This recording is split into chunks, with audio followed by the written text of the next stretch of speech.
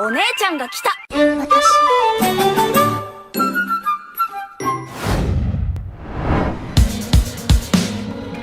Wow, gokil, keren, epic, absolute cinema. Mungkin itulah kata-kata yang kita lontarkan selama melihat episode 45.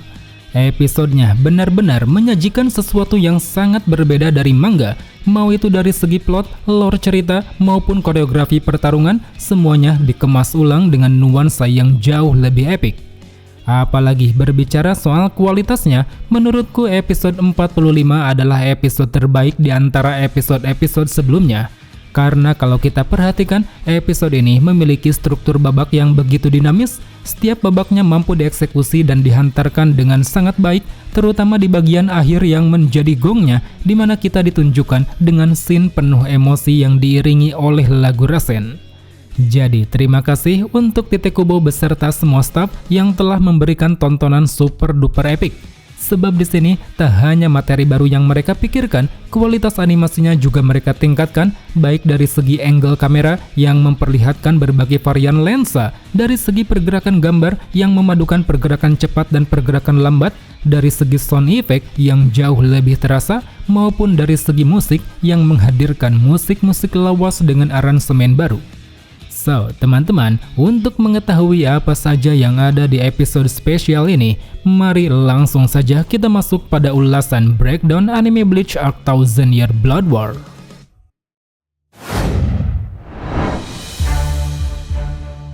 Episode 45 tidak mengadaptasi chapter manga, karena memang di episode ini hampir semua adegan merupakan adegan baru dari anime. Hal itu juga berlaku dengan judulnya, yaitu Melindungimu, yang mana judul ini merujuk pada sosok Ichigo dan Orihime yang bertekad untuk saling melindungi. Berikut adalah rentetan ulasan yang bisa kita bahas di sini, di antaranya Sado dan Ganju versus Patung Istana. Pada awal episode, kita ditunjukkan dengan Sado dan Ganju yang kesulitan menghadapi patung-patung istana. Hal itu dikarenakan patung-patung ini mampu memulihkan diri menggunakan Reiatsu hitam, jadinya tak peduli sekeras apapun Sado dan Ganju menghancurkannya, mereka akan terus bangkit kembali. Beruntung dalam kondisi ini, Renji dan Rukia muncul memberi bantuan, namun sebelum membantunya lebih lanjut, Renji menyuruh Rukia untuk pergi ke tempat Ichigo dan menyerahkan pertarungan di sini padanya. Sekilas mungkin tidak ada yang berkesan pada scene awal ini, tapi setidaknya dengan adanya pembagian tugas, semua kelompok Ichigo memiliki peranan di akhir pertempuran. Sebab kalau kita berkaca pada manga, Renji dan Rukia hanya ditampilkan sesaat tepat ketika Yuhava turun ke Soul Society. Kelemahan Almighty Yugram. Di sepanjang pertarungan Ichigo dan Yuhava, kita ditunjukkan dengan pertarungan antara Ishida dan Yugram yang semakin memanas. Dalam pertarungannya, kita bisa melihat bagaimana Yugram mampu mendominasi, karena dengan kemampuan Almighty, dia mampu mengantisipasi berbagai serangan yang Ishida lancarkan. Bahkan dengan kekuatan Soul King, dia juga mampu mendaratkan berbagai serangan, entah itu berupa tusukan yang membuat tubuh Ishida bersimbah darah, maupun berupa jeratan yang membuat Ishida tak berkutik di atas dinding bangunan. Namun meski begitu, di sini Ishida sama sekali tidak bergeming, sebab dengan kecerdasannya dia akhirnya mengetahui sisi kelemahan Almighty Yugram, yang mana ternyata kelemahannya terletak pada batas penglihatan masa depan yang hanya bisa digunakan satu kali dalam rentang waktu 3 detik. Kelemahan itulah yang berhasil menciptakan celah bagi Ishida untuk merubah jalannya pertarungan dengan cara menarik perhatian Almighty pada teknik stand and stop, lalu menggunakan antitesis untuk membuat Yugram mengenakan sarung tangan Sunray Glove. Ishida pada akhirnya berhasil menghilangkan semua kekuatan Yugram, termasuk kekuatan pinjaman dari Yuhava, baik itu Soul King maupun Almighty. Dilihat dari itu semua, fakta baru mengenai kelemahan Almighty tentu menjadi sorotan. Karena selama ini yang kita tahu Almighty sifatnya instan dan dapat digunakan sesuka hati, jadinya untuk sekarang kita bisa mengetahui adanya sisi kelemahan dari kemampuan OP ini, di mana dia membutuhkan waktu cooldown selama 3 detik. Nah, yang jadi pertanyaan, apakah kelemahan tersebut nantinya juga akan berlaku pada Yuhava? Mengingat dia adalah pemilik dari Almighty, menurutku kelemahan ini tidak akan begitu berlaku. Karena kalau kita lihat pada kasus Yugram, penggunaan Almighty-nya tampak tidak maksimal. di mana dia hanya menggunakannya untuk melihat masa depan saja, berbeda dengan Yuhava yang bisa menggunakannya untuk merubah masa depan seperti ketika mengalahkan Ichibe. Jadi intinya sangat menarik untuk kita tunggu apakah kelemahan ini akan berlaku pada Yuhava atau tidak. Sebab jika berkaca pada manga, kalaupun tidak berlaku, masih ada beberapa hal yang bisa mengatasi kemampuan All Mighty. Oke teman-teman, di luar dari sisi kelemahan All Mighty, di scene baru ini ada satu lagi yang menarik perhatian, yaitu adalah Ishida yang menggunakan Sunray Glove untuk menghilangkan semua kekuatan milik Yugram. Kita tahu sarung tangan ini sempat Ishida gunakan ketika bertarung melawan Mayuri. Saat itu dengan melepas pelatuknya, dia berubah ke dalam mode pelepasan Lead Steel, yang mana setelahnya dia pun harus menerima efek samping dari pelepasan ini, yaitu kehilangan semua kekuatan Quincy. Efek samping itulah yang dimanfaatkan Ishida untuk menghilangkan kekuatan Quincy Yugram, sehingga dengan begitu kekuatan yang dia pinjam dari Yuhava pun juga ikut lenyap, sebab kekuatan Quincy Yugram ini ibaratnya seperti wadah. Jadi ketika wadah tersebut menghilang, maka semua kekuatan pinjaman yang dia tampung akan kembali pada pemilik asli. Ichigo, Orihime, dan Rukia versus Yuhava. Beralih pada pertarungan di Singgasana, teknik gabungan yang sebelumnya Ichigo kerahkan ternyata mampu ditangkis oleh Yuhava dengan sangat mudah. Melihat hal itu, Ichigo sama sekali tidak ambil pusing. Melalui wujud setengah hollow, dia terus berupaya mendaratkan berbagai serangan cepat. Saking cepatnya, bentrokan yang dihasilkan Ichigo dan Yuhava pun sanggup meninggalkan jejak Reiatsu di atas langit. Sementara itu, di sisi lain, Orihime tampak mengamati jalannya pertarungan. Sesekali dia juga mengerahkan kemampuan penghalang untuk melindungi Ichigo. Meskipun tetap saja Ichigo malah tertangkap oleh sulur-sulur hitam, sehingga hal itu pun membuatnya harus terkena tusukan di dada oleh pedang Reishi Yuhava. Pada momen inilah kita lalu ditunjukkan dengan tekad kuat Orihime dalam melindungi nyawa Ichigo. Berkali-kali tubuh Ichigo ditusuk dan dilubangi dadanya oleh Yuhava. Berkali-kali pula Orihime menggunakan kemampuannya untuk terus menyembuhkan Ichigo. Bahkan ketika dirinya menjadi incaran, Orihime tetap menunjukkan tekadnya yang kuat, yang mana dengan tekadnya itulah dia pun berhasil bertahan dari segala tusukan fatal, sampai pada akhirnya muncul Rukia di medan tempur yang saat itu langsung melancarkan serangan pembekuan pada Yuhava. Setelah Yuhava terbebas dari pembekuan, Ichigo bersama Rukia lalu maju melanjutkan pertarungan. Dalam pertarungan ini, Ichigo dan Rukia mampu menampilkan kerjasama yang apik. Namun apa daya, ketika berhasil menyudutkan Yuhava, mereka berdua justru harus tumbang, di mana saat itu mereka ditumbangkan oleh tembakan energi hingga membuat tubuh keduanya berlubang. Oke, sampai sini pertarungan yang disajikan sudah terasa sangat epik. Selain adanya tekad Orihime yang terus bertahan melindungi Ichigo, kembalinya duet Ichigo dan Rukia, di sini kita juga dibuat nostalgia dengan munculnya musik Invasion, yang mana dengan musik inilah nuansa pertarungan pun menjadi jauh lebih mencekam. Di samping itu, menyoroti judul episode ini, kita juga bisa melihat sisi perlawanan prinsip Ichigo dan Orihime untuk saling melindungi. Perlawanan ini tercermin dari ungkapan Yuhava yang menyebut bahwa kekuatan sejati bukanlah yang bisa melindungi, tetapi menurutnya kekuatan sejati adalah yang bisa menghancurkan manusia, menundukkan manusia, dan menguasai seluruh dunia. Itulah yang menjadi alasan kenapa Yuhava sering menyebut Ichigo lemah, bukan karena kekuatannya, melainkan karena motifnya yang bisa membatasi semua potensi penuh kekuatan.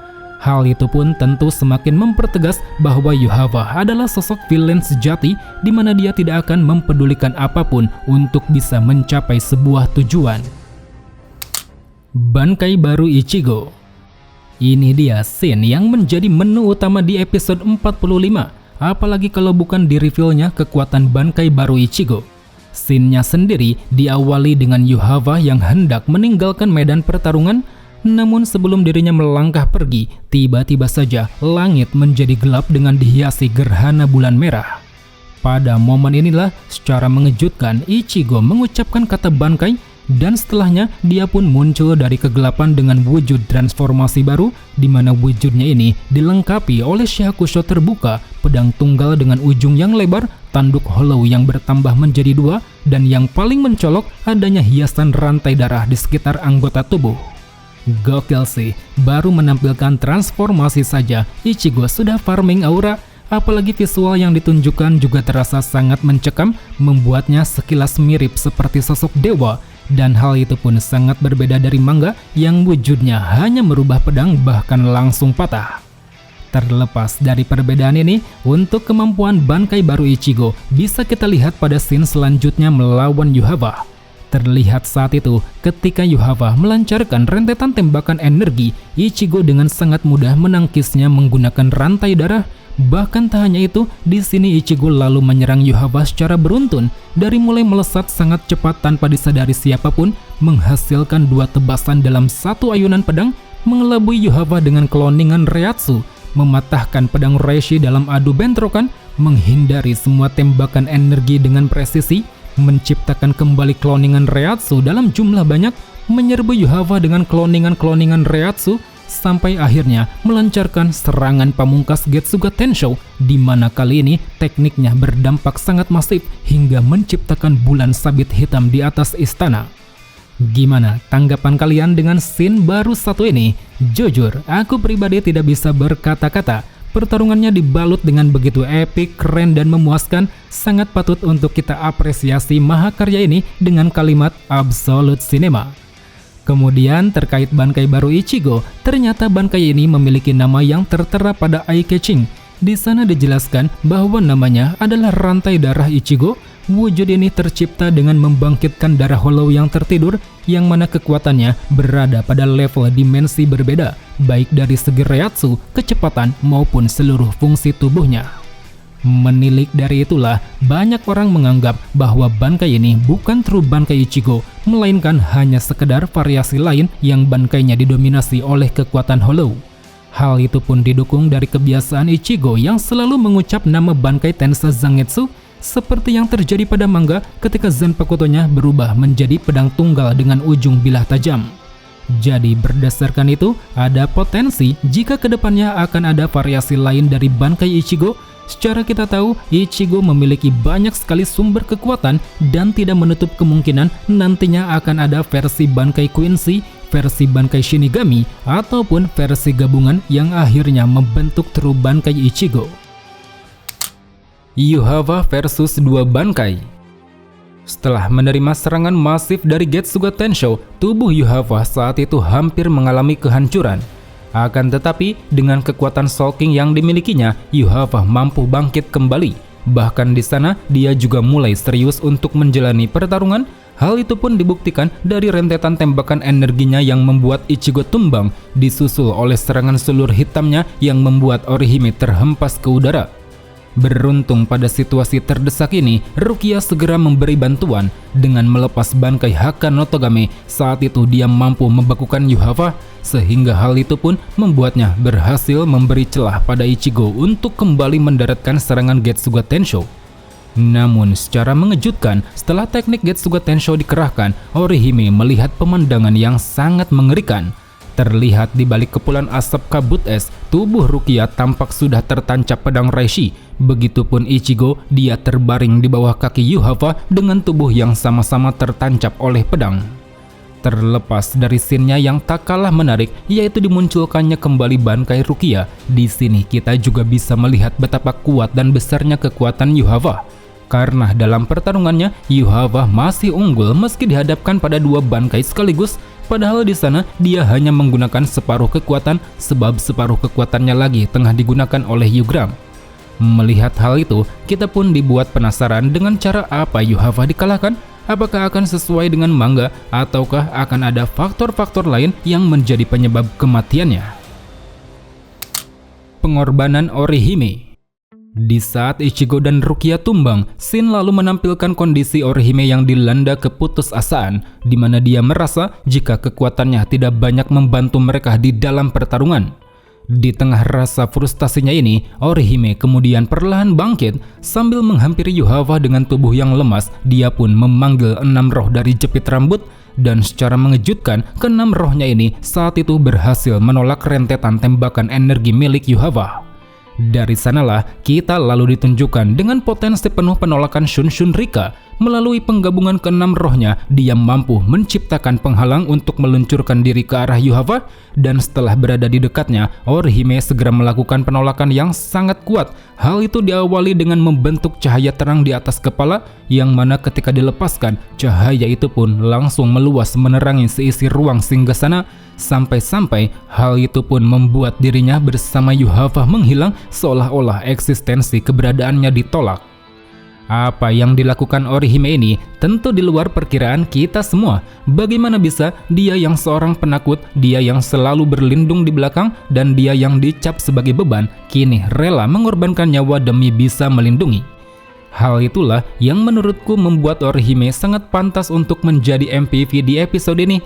Karena disadari atau tidak, dari detik awal sampai akhir, grafik emosi Orihime begitu terlihat, dari yang awalnya berputus asa, melampiaskan amarah, sampai akhirnya membulatkan tekad untuk melakukan aksi pengorbanan.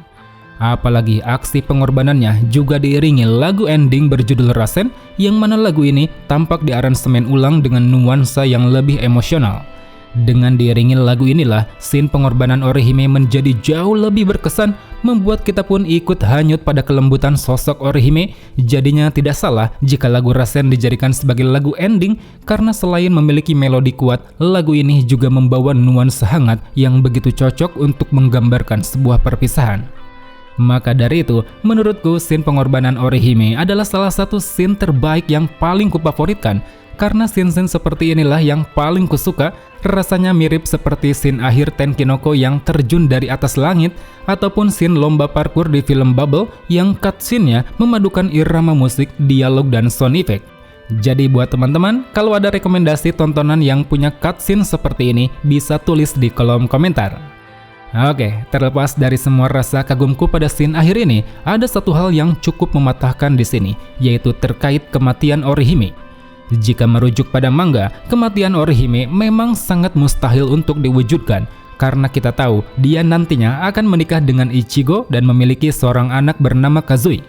Jadi berdasarkan itu, kematian Orihime di sini sepertinya adalah POV dari penglihatan masa depan Yuhava. Hal itu pun didukung dengan satu gambar yang ditunjukkan, di mana saat itu, tepat ketika mereka menghilang, Yuhava sudah kembali menggunakan Almighty yang sebelumnya digunakan oleh Yugram. Entah benar seperti itu atau tidak, tapi kalaupun benar, scene akhir ini tetap memberikan kualitas yang berkesan, bukan diukur karena plot ceritanya, tapi diukur karena kemasannya yang rapi, epic, dan pastinya sangat menyentuh. Oke teman-teman, mungkin cukup sampai di sini saja untuk ulasan breakdown kali ini. Jika ada yang salah atau ada yang ingin kalian tambahkan, silahkan tulis di kolom komentar. So, sampai jumpa di video selanjutnya. Salam Bleach Lovers.